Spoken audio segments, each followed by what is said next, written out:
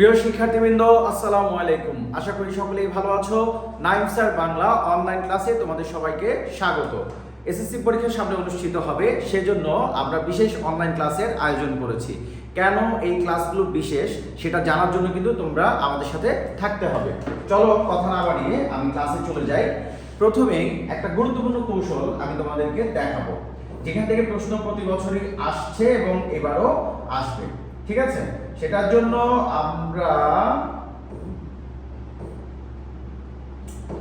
এই যে একটা প্রশ্ন দেখো, কোনগুলো ঘোষ ব্যঞ্জন। ঠিক আছে, তো ঘোষ ব্যঞ্জনটা আমরা কিভাবে নির্ণয় করি? আমরা যে আমাদের যে ছক থাকে, এই ছকে আমি চলে যাই। এই যে একটা ছক আছে, তাই না? এরকম একটা ছক আছে আমাদের, আমরা যেটা প্রচলিত সবসময় আমরা ব্যবহার করি। এই ছকটা থেকে প্রশ্ন আসবেই আসবে, এবং তোমরা জানো এখান থেকে প্রচুর প্রশ্ন আছে। তো এটা শেখার জন্য আমরা একটা কৌশল অবলম্বন করতাম, যে 1 2 3 4 5 দিয়ে এখানে ক থেকে ম পর্যন্ত লিখে, যেগুলো স্পৃষ্ট ব্যঞ্জন। যদিও আমাদের পাঠ্য বইতে উ ইয় মূর্ধন্য দন্তন্য মকে বাদ দেওয়া হয়েছে, কেননা এরা হচ্ছে যে কি, এরা হলো নাসিক্য ধ্বনি। এরা কি ধ্বনি? এরা হচ্ছে নাসিক্য ধ্বনি। এই 5 নম্বরে যারা আছে, তো 1 2 3 4 এদেরকে আমরা কি বলেছি? 1 আর 2 হচ্ছে অঘোষ, 3 আর 4 হচ্ছে ঘোষ। আবার 1 আর 3 হচ্ছে অল্পপ্রাণ, 2 আর 4 হচ্ছে মহাপ্রাণ। ঠিক আছে না? এখন এই জিনিসটাকে আমরা কিভাবে আয়ত্ত করব, সেটার জন্য আমি একটা কৌশল তোমাদেরকে দেখাই। ওকে, তো দেখো যে আমরা লিখছি, এখানে আমি 1 লিখলাম, 2 লিখলাম, 3 লিখলাম, 4 লিখলাম। ঠিক আছে, এটা তুমি পরীক্ষা হলে খুব সহজে অ্যাপ্লাই করতে পারবে। তো এখানে হচ্ছে ধরো, এখানে হলো উপরে হলো অল্প, মানে অল্প মানে অল্পপ্রাণ, এটা হচ্ছে মহা, এটা হচ্ছে অঘোষ, এটা হলো ঘোষ। ওকে, অল্পপ্রাণ, মহাপ্রাণ, অঘোষ, ঘোষ, এইভাবে আইডেন্টিফাই করবা। এখন ধরো তোমার প্রশ্ন কি ছিল? প্রশ্ন ছিল যে গ মানে হচ্ছে কোনটা অঘোষ ঘোষ। তো তুমি যদি দেখো, আমরা যদি ধরি গ, ঠিক আছে, এই যে ধরো গ নাম্বার আমি লিখলাম, গ হচ্ছে কত নাম্বার? 3 নাম্বার। কিন্তু গ হচ্ছে কত নাম্বার? 3 নাম্বার। তাহলে গ যদি 3 নাম্বার হয়, তাহলে দেখো সে কাকে কাকে স্পর্শ করেছে? সেই দিকে অল্পপ্রাণকে স্পর্শ করেছে, এইদিকে ঘোষকে স্পর্শ করেছে। তাহলে গ হচ্ছে অল্পপ্রাণ এবং ঘোষ। তারপর ধরো ঘ, ঘ দেখো কাকে কাকে স্পর্শ করেছে? সে এইদিকে ঘোষকে স্পর্শ করেছে, এইদিকে মহাপ্রাণকে স্পর্শ করেছে। তাহলে ঘ হচ্ছে একদিকে ঘোষ, একদিকে হলো মহাপ্রাণ। এইভাবে করে একটা বর্গের যে কোনো নাম্বার তুমি কিন্তু ফাইন্ড আউট করতে পারবে। তোমাকে ধরো বললো যে চ, তাহলে তুমি চ হচ্ছে কত নাম্বারে? দেখো চ হচ্ছে কিন্তু 1 নাম্বারে। তাহলে চ, এই যে চ লিখলাম। এখন দেখো চ কাকে কাকে স্পর্শ করেছে?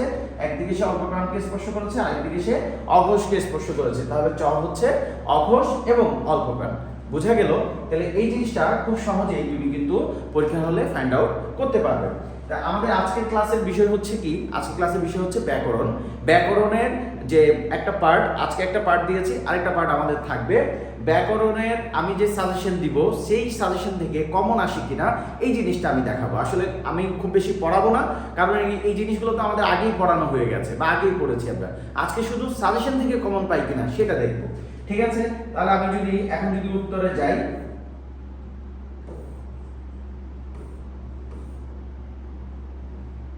এই যে উত্তরে দেখো যে কোনগুলো হচ্ছে ঘোষ। তোমার যদি এমনিতেই মুখস্থ থাকে যে 3 আর 4, একটা বর্গের 3 আর 4 হচ্ছে ঘোষ, এটা যদি তোমার মুখস্থ থাকে, তাহলে তুমি খুব সহজেই যে এটা হচ্ছে 3 নাম্বার, এটা হলো 4 নাম্বার, এটা হচ্ছে 3 নাম্বার, আর পফ এটা হচ্ছে 2 নাম্বার, তাহলে হচ্ছে না। হ্যাঁ, এটা হচ্ছে 1 নাম্বার, এটা হলো 2 নাম্বার, হচ্ছে না। এটা তো 1 আর 2 হচ্ছে অঘোষ। তারপর ট ঠ এরাও 1 নাম্বার 2 নাম্বার। ঠিক আছে, তাহলে আমাদের অপশন ছিল যে 3 আর 4 হচ্ছে মূলত ঘোষ হয়। আমাদেরকে বলেছে কোনটা ঘোষ ব্যঞ্জন, তুমি এইভাবে নির্ণয় করতে পারবে। ঠিক আছে, এর পরের প্রশ্নটা যদি আমরা দেখি, এরপরে এখানে উত্তর দেয়া আছে। তারপরের প্রশ্নটা দেখো কোনগুলো অঘোষ ব্যঞ্জন। তো অঘোষের জন্য কত ছিল? 1 আর 2 ছিল অঘোষ। ঠিক আছে না? 1 আর 2, তাহলে 1 আর 2 এখানে কে কে আছে দেখো। দ, দ হচ্ছে 1, তারপর হচ্ছে ধ, এটা কত? সরি, ত থ দ ধ, এটা হচ্ছে 3, এটা হলো 4। এখানে কি বলেছে? অঘোষ। অঘোষ কোনটা কোনটা আছে?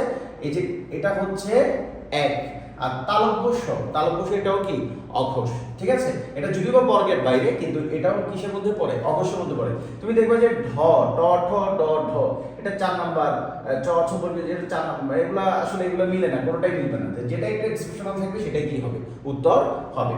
ঠিক আছে, আমি তোমাদেরকে মূলত শুরুতে একটা কৌশল দেখিয়েছি। এবার চলো আমাদের যে সাজেশন যেখান থেকে শুরু হচ্ছে আমি সেইখানে যাই। আমি শুধু দেখাবো তোমাদেরকে যে সাজেশন থেকে আমরা এই মানে সব কিছুকে আমাদের পড়তে হবে নাকি এখন আমরা সাজেশন ফলো করলেই পারবো। আমি শুরু থেকে দেখাই ধ্বনি ও বর্ণ। তো দেখো এখান থেকে যে যে তথ্যগুলো গুরুত্বপূর্ণ আমি সেগুলো তোমাদেরকে দিয়েছি। যে বাংলা ভাষায় 37টি মৌলিক ধ্বনি রয়েছে, মৌলিক স্বরধ্বনি আছে কয়টা? 7টা। এই 7টা আমাদের মুখস্থ আছে। মৌলিক ব্যঞ্জন ধ্বনি আছে 30টি। তো উল্লেখযোগ্য যে 30টা ব্যঞ্জন ধ্বনি তোমার মুখস্থ করার দরকার নাই। এইখানে যেগুলো আছে সেইগুলো ছাড়া মানে এইগুলো ছাড়া বাকিগুলোই হচ্ছে যে কি? বাকিগুলোই হচ্ছে যে ব্যঞ্জন ধ্বনি। ঠিক আছে, তাহলে এই 7টা এইগুলাকে যদি তুমি মুখস্থ করে রাখো তাহলে কিন্তু তোমার জন্য কি হবে? পড়াটা সহজ হবে। ওকে, তাই দেখো এবার আমরা দেখো পরবর্তীতে চলে যাই। মোট 10টা সংযুক্ত রূপ রয়েছে। ব্যঞ্জনবর্ণের বিকল্প রূপের নাম কি? অনুবর্ণ। অনুবর্ণের মধ্যে আছে রেফ আছে, তারপর বর্ণ সংক্ষেপ আছে, নফলা আছে, বফলা আছে, যে ফলা আছে সেই ফলাগুলো আছে। তারপর যুক্তবর্ণ দুই রকম হয়, স্বচ্ছ অস্বচ্ছ এবং গুরুত্বপূর্ণ। অনেকগুলো যুক্তবর্ণই সেখানে আছে, বাট আমরা এখানে গুরুত্বপূর্ণ যুক্তবর্ণগুলো এখানে আলোচনা করেছি। ঠিক আছে, আচ্ছা দেখো এখন দেখো আমি এটাকে ধরলাম, এই যে মূর্ধন্য হ্যাঁ প্লাস এটা এখানে মূর্ধন্য প্লাস মূর্ধন্য। ওকে, মূর্ধন্য প্লাস মূর্ধন্য। এই জিনিসটা দেখো পরের প্রশ্নে যাই আমরা। যদি দেখো যে বলছে বাংলা ভাষায় মৌলিক স্বরধ্বনি কয়টি? 7টি। এটা কিন্তু সাজেশনে দেয়া আছে। ঠিক আছে, ওকে। তারপরে দেখো তারপরে বলছে ধ্বনির প্রতীককে কি বলা হয়? এটা আমরা সবাই জানি, ধ্বনির প্রতীককে বর্ণ বলা হয়। তারপরে দেখো তারপরে কি বলছে? তারপরে প্রশ্ন দেখো যে এইখানে এটার মধ্যে কি যুক্ত আছে? তো একটু আগে আমরা সাজেশন কিন্তু দেখেছিলাম, এটা হচ্ছে খ, মূর্ধন্য স ও মূর্ধন্য। অর্থাৎ আমি যেই সাজেশনটা দিচ্ছি তোমাদেরকে ব্যাকরণের, ওইখান থেকেই প্রশ্ন আসবে। এর বাইরে আসলে আমাদেরকে পড়ার প্রয়োজন হবে না। হ্যাঁ, আমার প্রস্তুতি থাকতে হবে, কিন্তু আমি যদি একটু কনফিডেন্ট বাড়াতে চাই তাহলে এই সাজেশনটা ফলো করলেই চলবে। ঠিক আছে, তারপরে দেখো এভাবে করে আমাদের 5 নম্বর পরিচ্ছেদ শেষ হয়ে যাচ্ছে। এরপর 6ষ্ঠ পরিচ্ছেদে চলে যাই আমরা। দেখো আনুনাসিকতা বোঝাতে বাংলা স্বরবর্ণের উপর চন্দ্রবিন্দু ব্যবহৃত হয়ে থাকে। মানে আনুনাসিক স্বরধ্বনি কোনটা? এই জিনিসটা দেখো, এই জিনিসটা বোঝার জন্য আমি যেমন তোমাকে বলি, একটা হচ্ছে নাসিক্য স্বরধ্বনি, একটা কি? নাসিক্য স্বরধ্বনি। ঠিক আছে, একটা হচ্ছে নাসিক্য স্বরধ্বনি। আচ্ছা, নাসিক্য স্বরধ্বনি কোনগুলো আমরা জানি যে মানে উ, ইয়, মূর্ধন্য, দন্ত, নম, বা বর্তমানে হচ্ছে যে তোমার উকে ধরেছে, উকে রেখেছে, দন্ত নকে রেখেছে, মকে রেখেছে, এই তিনটাকে রেখেছে নাসিক্যর মধ্যে। তো অনুনাসিক্য কি আসলে? অনুনাসিকতা কি? অনুনাসিক্য কি? অনুনাসিক্য হচ্ছে যখন জোর করে নাসিক্য করা হবে তাকে। যেমন ধরো যে আমরা বলি যে একটা, এটা দেখো এটা কি? এটা হচ্ছে মানে কাঁচা, কাপড় কাঁচা। আর একটা হচ্ছে কাঁচা। আচ্ছা, আরেকটা লিখলাম, এটা হচ্ছে কাটা। কাটা মানে কাট, যেটা কেটে ফেলা হয়। আর এটা হলো কাঁটা। তাহলে দুইটার মধ্যে কিন্তু কি আছে? পার্থক্য আছে। এই যখন একটা স্বরধ্বনির উপরে, মনে রাখতে হবে স্বরধ্বনির উপরেই কিন্তু চন্দ্রবিন্দু বসে। একটা স্বরধ্বনির উপরে যখন চন্দ্রবিন্দু বসবে তখনই সেটা কি হবে? নাসিক্য হবে। অর্থাৎ আমি এই কেমন আছিস, এটাকে যদি তুমি যদি একটু নাকা নাকা বলো, এই তুই কেমন আছিস, এটা হচ্ছে নাসিক্য। মানে পেত্নির মতো করে বললে, আসলে পেত্নির মতো করে কথা বলাই হচ্ছে নাসিক্য। তো যখন কোনো স্বরধ্বনির উপরে চন্দ্রবিন্দু থাকবে তখন সেটা কি হবে? অনুনাসিক্য হবে। ঠিক আছে, আচ্ছা। তারপরে বলছে যেসব স্বরধ্বনি পুরোপুরি উচ্চারিত হয় না সেগুলো কি বলে? অর্ধ স্বরধ্বনি বলে। এবং অর্ধ স্বরধ্বনি কোনটা কোনটা? এটা আমাদের এখানে আছে রস্বই, রস্বৌ, এ, ও। পূর্ণ স্বরধ্বনি, অর্ধ স্বরধ্বনি একত্রে উচ্চারিত হলে সেটাকে কি ধ্বনি বলে? দ্বিস্বরধ্বনি বলে। বাংলায় দুইটা দ্বিস্বরধ্বনি আছে, ওই আছে এবং ও আছে, তাই না? এবং এখান থেকে তোমার প্রশ্ন আসবে আরেকটা দ্বিস্বরধ্বনি আছে, আমি তোমাদের বলি। যেমন ধরো যে লাউ, লাউ শব্দটা খেয়াল করো। লাউ শব্দটা একটা আকার আছে, একটা রস্বৌ আছে। একটা আকার আছে, একটা কি? রস্বৌ আছে। ঠিক আছে, আচ্ছা।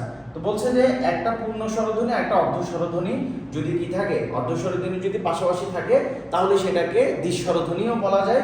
আবার দ্বিস্বরধ্বনির জন্য দুইটা বর্ণ আছে, এই জিনিসটা তোমাকে বুঝতে হবে। দ্বিস্বরধ্বনির জন্য দুইটা বর্ণ আছে, ওই এবং ও। আর এর বাইরেও আরো কিছু দ্বিস্বরধ্বনি আছে। তো তোমাকে একটা শর্টকাট টেকনিক বলি, যখন দেখবে যে পাশাপাশি দুইটা স্বরধ্বনি আছে সেটাকে আমরা দ্বিস্বরধ্বনি হিসেবে ধরে নিব। ঠিক আছে, পাশাপাশি দুইটা স্বরধ্বনি আছে, যেমন আকার একটা স্বরধ্বনি, ও একটা স্বরধ্বনি। ঠিক আছে, যেমন ধরো আরেকটা বলি যাও, তাহলে আ একটা স্বরধ্বনি, ও একটা স্বরধ্বনি, এটা একটা কি স্বরধ্বনি? দ্বিস্বরধ্বনি। পাশাপাশি দুইটা স্বরধ্বনি থাকলে সেটাকে আমরা দ্বিস্বরধ্বনি বলবো। এইবার দেখো এখান থেকেই বিগত বছরের প্রশ্ন এখান থেকে আসছে যে এই ধরনের জীবের উচ্চতা। আচ্ছা, জীবের উচ্চতা বোঝার জন্য আমাদেরকে পরবর্তী টপিকে যাবে, এটা আমি একটু পরে আলোচনা করছি। পূর্ণ স্বরধ্বনি অর্ধ স্বরধ্বনি একত্রে মিলে কি হয়? পূর্ণ স্বরধ্বনি ও অর্ধ স্বরধ্বনি একত্রে মিলে কি ধ্বনি হয়? দ্বি স্বরধ্বনি হয়। কি ধ্বনি হয়? দ্বি স্বরধ্বনি হয়, তাই না? এটা একটু আগে আমাদের প্রশ্নের মধ্যে ছিল। ওকে, তাহলে এখানে কি হয়ে গেছে? এখানে হচ্ছে যে মানে তোমার প্রশ্নটা মানে আমি যা সাজেশন দিয়েছি সেখান থেকেই প্রশ্ন এসেছে। আমার আজকের ক্লাসের উদ্দেশ্য হচ্ছে তোমাদেরকে কিছু সাজেশন দেওয়া, কিছু মানে গুরুত্বপূর্ণ তথ্যগুলো তুলে ধরা ব্যাকরণের জন্য। সমগ্র ব্যাকরণ বই আলোচনা করব না, গুরুত্বপূর্ণ যেগুলো সেগুলো আলোচনা করব, এবং সেখান থেকে কিন্তু প্রশ্ন আসছে। পরিচয় সামনে ধরো যে ব্যঞ্জনধ্বনি আছে, ব্যঞ্জনধ্বনি যে উচ্চারণের স্থান, হ্যাঁ অনেকগুলা প্রকারভেদ আছে, সেগুলো থেকে প্রশ্ন আসবে। উচ্চারণের স্থান যে বিভাজন আছে, প্রকৃতি অনুযায়ী বিভাজন আছে, কম্পন মাত্রা অনুযায়ী বিভাজন আছে, বায়ু প্রবাহ অনুযায়ী বিভাজন আছে। তারপর দেখো এরপরে উচ্চারণ স্থান আছে, কণ্ঠ, তালব্য, মূর্ধা, দন্ত, ওষ্ঠ, কণ্ঠনালী ও মূর্ধন্য। ঠিক আছে? আচ্ছা, এরপর দেখো এই যে বিভিন্ন উচ্চারণ স্থান যেগুলো আছে, হ্যাঁ বাক প্রত্যঙ্গ যেগুলো যেগুলো ব্যবহার হয়, এই জিনিসটা আমার যে সাজেশন আছে সেই সাজেশনের মধ্যে থাকবে। তো ওষ্ঠব্যঞ্জন দেখো যেগুলো আমরা ঠোঁট দিয়ে ব্যবহার করি, প ফ প ফ ম, এগুলো হচ্ছে ওষ্ঠব্যঞ্জন। তারপর হচ্ছে দন্তব্যঞ্জন দেখো, ত থ দ থ, এগুলো হচ্ছে দন্তব্যঞ্জন, দাঁতের সাথে লেগে যেগুলো উচ্চারণ হয় দন্তমূলীয় ব্যঞ্জন বলে, যেমন ন র ল স। ঠিক আছে? এটাকে তুমি একসাথে পড়তে গেলে এভাবে পড়তে পারো, সরল ন, দন্তমূলীয় কে সরল ন, এভাবে পড়তে পারো, দন্তমূলীয় কে সরল ন। ঠিক আছে? তাহলে তারপরে দেখো তারপরে কি আছে, তারপর হচ্ছে মূর্ধন্য। মূর্ধন্যকে কি আছে দেখো, ট ঠ ড ঢ আছে, ড বিন্দু ঢ বিন্দু র বা র র, এগুলো হচ্ছে মূর্ধাধ্বনি। মূর্ধাধ্বনি কোনটা আমরা জানি, দাঁতের গোড়া থেকে যে একটা ঢেউ খেলানো অংশ থাকে সেটা হচ্ছে মূর্ধাধ্বনি। ঠিক আছে? আচ্ছা, তারপরে ধরো তালব্য। তালব্যকে কি আছে, চ ছ জ ছ, তালব্য স, এগুলো হচ্ছে তালব্য ধ্বনি। ওকে, তারপর হচ্ছে কণ্ঠ। কণ্ঠ ক খ গ ঘ ঙ, আর একটা হচ্ছে কণ্ঠনালী একটা আছে যেটা হচ্ছে যে তোমার হ। কণ্ঠনালী একটা কি, সেটা হচ্ছে হ। এরপরে এটা তো আমরা পড়ে ফেলেছি। তারপর দেখো এটা হচ্ছে নাসিক, আমি বলে ফেলেছি যে নাক দিয়ে যেটা উচ্চারণ হয়, পাশিক দুই পাশে চাপ পড়ে, সেটা হচ্ছে যে ল। মুখের দুই পাশে চাপ পড়ে, এটা হচ্ছে কি ল। তারপরে হচ্ছে তোমার কম্পন করলে, যেটা কম্পিত ধ্বনি বলে, কম্পন করলে সেটা হচ্ছে র, কম্পিত ধ্বনি হচ্ছে র। আর তাড়িত ধ্বনি, এইটাকে আমরা স্টার মার্ক দেব, এটা পরীক্ষিত অনেকবার আসছে, ড বিন্দু এবং ঢ বিন্দু, এটা হচ্ছে তাড়িত ধ্বনি। ঠিক আছে? তারপরে হচ্ছে তোমার যে অল্প প্রাণ, মহাপ্রাণ, ঘোষ, অঘোষ, এটা আমি আলোচনা করছি না, এটা আমি আলোচনা করে ফেলেছি। ঠিক আছে? আচ্ছা, মহাপ্রাণ ব্যঞ্জন এগুলো তো আমরা বলে ফেলেছি। এইবার দেখো প্রশ্ন, দেখো যেই সাজেশন দিয়েছি ওখান থেকে প্রশ্ন আসছে কিনা আমরা সেটা দেখি। কোনটি তাড়িত ব্যঞ্জন, একটু আগে বলেছি, র, ড বিন্দু র, কোনটি তাড়িত ব্যঞ্জন। তারপরে ধরো কোনগুলো ঘোষ ব্যঞ্জন, এটা তো আমরা আলোচনা করেই ফেলেছি। ঠিক আছে না? এটাও আমাদের আলোচনা হয়ে গেছে। ঠিক আছে? ওকে, তারপরে চলে আসছে আমরা বর্ণের উচ্চারণে। তো বর্ণের উচ্চারণে অনেকগুলো শব্দ আছে সেখানে, তো এইখান থেকে ওই যে কোনগুলো গুরুত্বপূর্ণ সেটা আমি এখানে এই চার্টের মধ্যে দিয়েছি। অবর্ণের উচ্চারণ দুই রকম হয়, অ এবং ও। অবর্ণের স্বাভাবিক উচ্চারণের এক্সাম্পল আছে, অবর্ণের ও যেটা দিয়ে উচ্চারণ অতি, অনু, পক্ষ। ঠিক আছে? অদ্য, এইগুলো তোমাদেরকে মুখস্থ করতে হবে। এই যে এইখানে যেগুলো আছে না, এইগুলাকে মুখস্থ করতে হবে। ঠিক আছে? তারপর হচ্ছে যে বর্গীয় জয় ঞ, এটার উচ্চারণ কখনো আর মতো হয়, কখনো এর মতো হয়। যেমন জ্ঞান আকার দিয়ে থাকলে এই যে জ্ঞান, জ্ঞাত, এখানে জ্ঞাপন, এখানে হচ্ছে এর মতো উচ্চারণ হচ্ছে। তারপরে হচ্ছে দেখো রস্য উষা, হ্যাঁ যে উষা যে দীর্ঘ থাকলে সেটা রস্য দিয়ে দেখাতে হবে। ওকে, ঊনবিংশ রস্য দিয়ে দেখাতে হবে, দীর্ঘ থাকলে রস্য দিয়ে দেখাতে হবে। রি থাকলে রস্যিকা দিয়ে দেখাতে হবে। ঠিক আছে? এ থাকলে তোমার এ অথবা মানে এর উচ্চারণ দুই রকম হয়, এ এবং এ। তো এখন এই যে একটা, বেলা, খেলা, এগুলো হচ্ছে এ দিয়ে উচ্চারণ হচ্ছে। ঠিক আছে? আমি কিন্তু তোমাদেরকে ডিটেলস বুঝাচ্ছি না, কারণ ডিটেলস আগেই পড়া হয়েছে, এখন শুধু সাজেশন থেকে আলোচনা করছি। ঠিক আছে? তারপর হচ্ছে ইয় বর্ণের অনেকগুলো উচ্চারণ আছে, একটা নয়ের মতো উচ্চারণ হয়, হ্যাঁ তারপরে হচ্ছে তোমার একটা ইয়র মতো উচ্চারণ হয়। ওকে, আচ্ছা, তারপরে হচ্ছে তোমার যে ফলা হিসেবে মূর্ধন্যের উচ্চারণ আমরা জানি দন্তন্য দিয়ে করতে হবে। তারপরে হচ্ছে তোমার ফলা, বফলার উচ্চারণ দেখো, বফলা উচ্চারণ শুরুতে বফলা উচ্চারণ হয় না, মাঝখানে বা শেষে থাকলে তাকে দুইবার উচ্চারণ করতে হয়, যেমন বিশ্ব, অশ্ব, পক্ক। হ্যাঁ, আচ্ছা, তারপরে দেখো হচ্ছে জয়ের উচ্চারণ অন্তর্বর্গীয় জ দিয়ে করতে হয়। হ্যাঁ, তারপরে হচ্ছে জফলা থাকলে শুরুতে থাকলে তার উচ্চারণ হয় না, মাঝখানে বা শেষে থাকলে তাকেও কি করতে হয়, দুইবার উচ্চারণ করতে হয়। এগুলো আমাদের সব জানা বিষয়।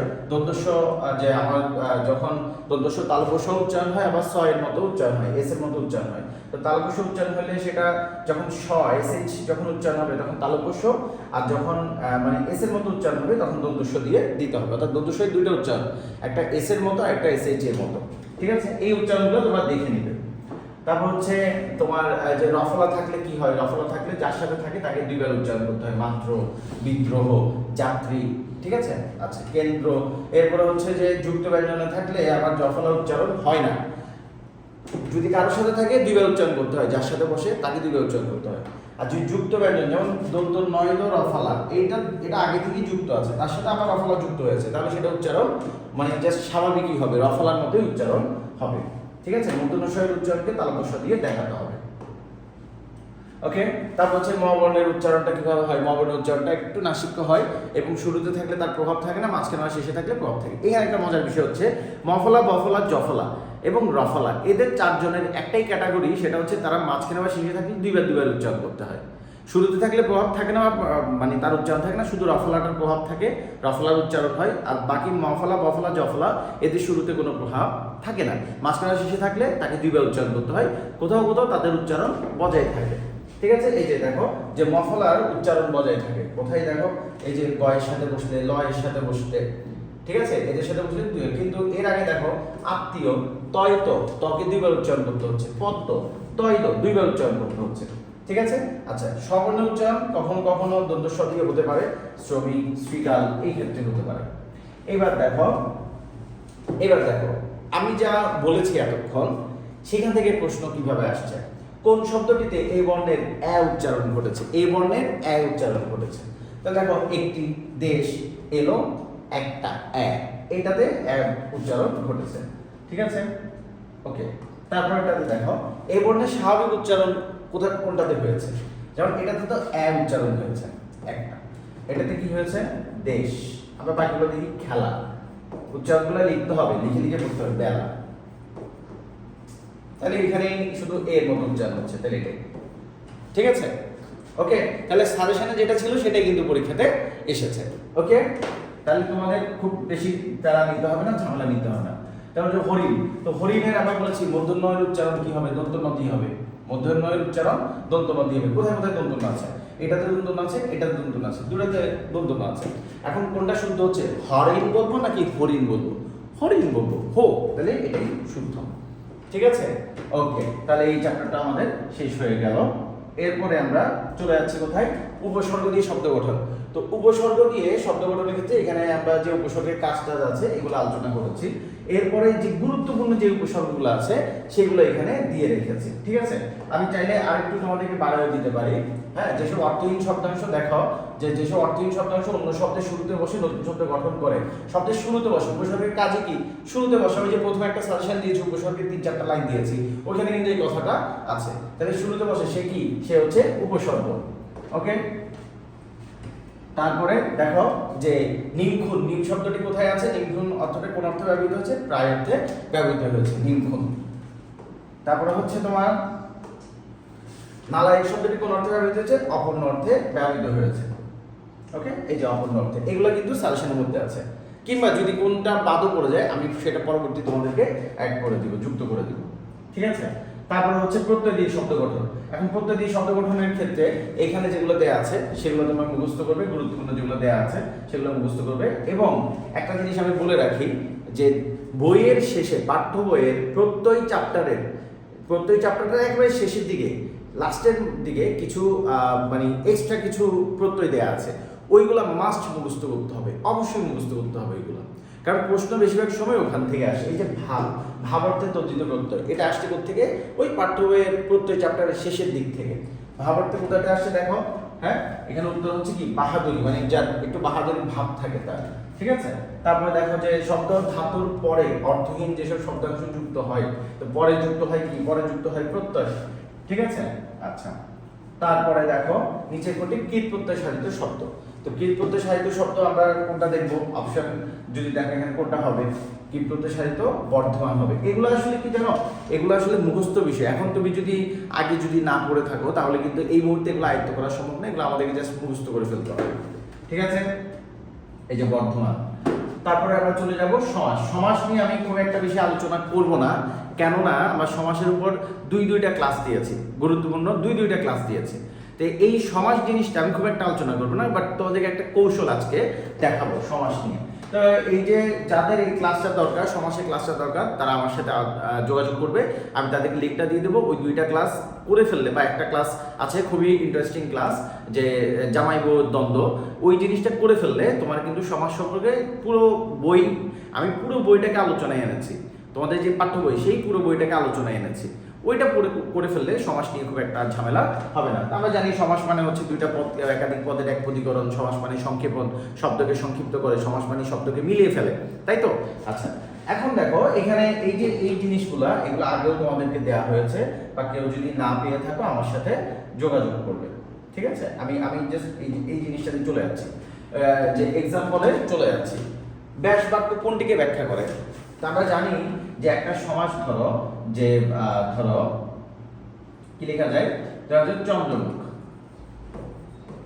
চন্দ্রমুখ, তো চন্দ্রমুখের ব্যাস বাক্য কি? মুখ চন্দ্রের ন্যায়, মুখ চন্দ্রের ন্যায়, তাই না? আচ্ছা, এটা হচ্ছে কি? এটা হচ্ছে আমাদের এখানে এই যে ছোট অংশ, এটা হচ্ছে সমস্ত পদ, আর এটা হলো ব্যাস বাক্য, বড় অংশটা হচ্ছে ব্যাস বাক্য, আমরা জানি। তাহলে এই যে এটা ছোট অংশ, যেটা চন্দ্রমুখ, এটা হচ্ছে ছোট অংশ। তাহলে ব্যাস বাক্য কাকে ব্যাখ্যা করেছে? যেটা সমস্ত পদ, ছোট অংশ, তাকে ব্যাখ্যা করেছে। তাহলে ব্যাস বাক্য কোনটিকে ব্যাখ্যা করে? সমস্ত পদকে ব্যাখ্যা করে, ঠিক আছে? আচ্ছা, তারপরে দেখো যার সাথে তুলনা করা হয় তাকে কি বলে? যার সাথে তুলনা করা হয় তাকে বলে উপমান। তাকে বলে কি? উপমান। আর যার সঙ্গে তুলনা করা হবে সে হচ্ছে উপমেয়। এগুলো কিন্তু আমাদের আগে থেকে আলোচনা করা আছে, ওই সমাসের ক্লাসে আমি আলোচনা করেছি।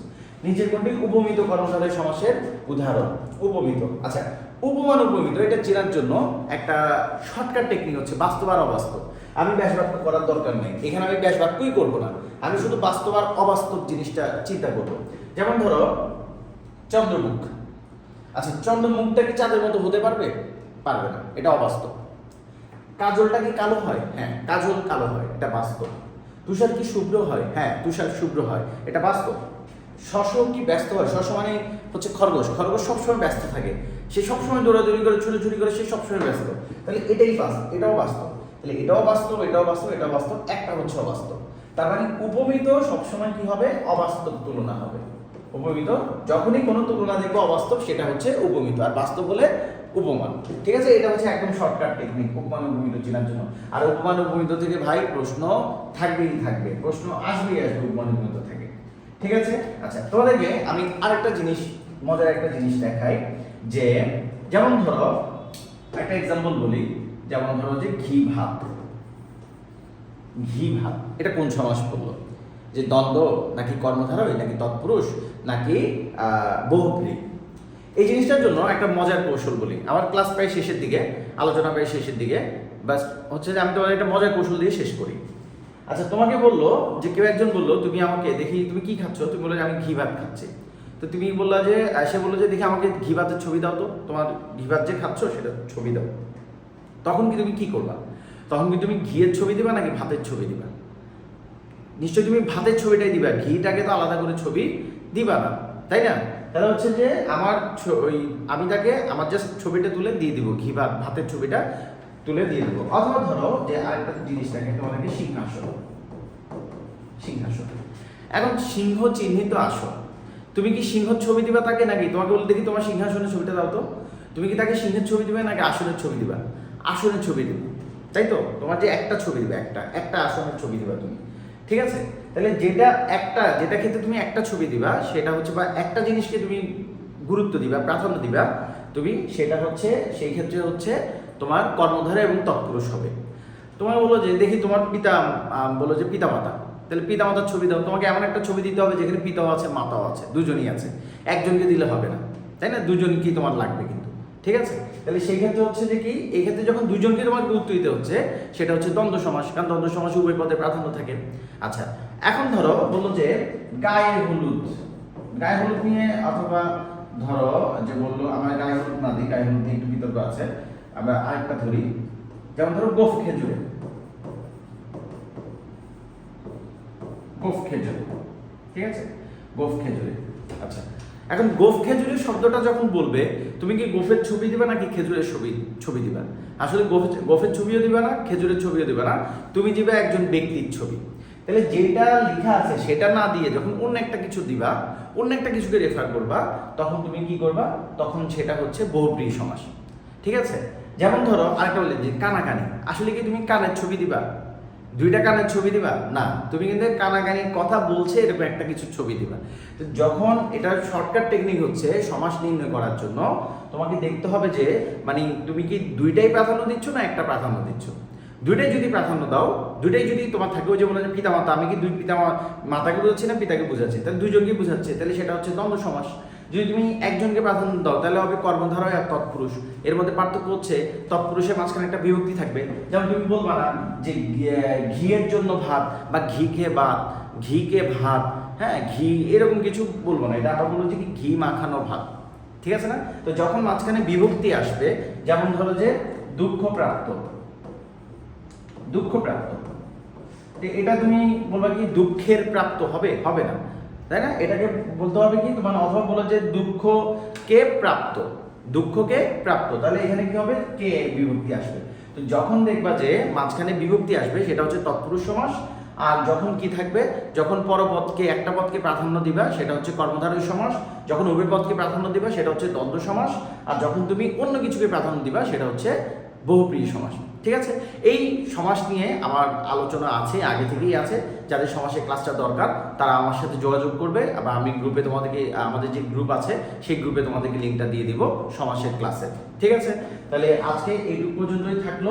আমার উদ্দেশ্য ছিল তোমাদেরকে একটু আত্মবিশ্বাস বাড়ানো, যে যাতে করে তোমরা পরীক্ষাতে আরো বেশি ভালো করতে পারো। আমরা যে সাজেশনটা দিব এই সাজেশন থেকে তোমার পরীক্ষাতে শতভাগ কমন আসবে ইনশাল্লাহ। ব্যাকরণে, অর্থাৎ ব্যাকরণ যে পুরো বই, আমরা পুরো বইটা হয়তো আগেই পড়েছি, কিন্তু এখন আত্মবিশ্বাস বাড়ানোর জন্য কয়েকটা লাইনকে আমরা বেশি বেশি গুরুত্ব দিব, কয়েকটা লাইনকে আমরা বেশি বেশি পড়বো, ঠিক আছে। তাহলে আমাদের পরবর্তী ক্লাসগুলো আমি তোমাদের সাথে খুব শীঘ্রই সম্পৃক্ত করব, তোমাদেরকে আপলোড করব, নিয়মিত ক্লাসগুলো করবে। আশা করি ইনশাল্লাহ তোমার যে সমস্যাগুলো আছে সেই সমস্যাগুলো তুমি কাটিয়ে উঠতে পারবে। তো ধন্যবাদ সবাইকে, আজকে এই পর্যন্ত থাকলো। পরবর্তী ক্লাস দেখার জন্য আমন্ত্রণ জানিয়ে এখানে শেষ করছি। আসসালামু আলাইকুম।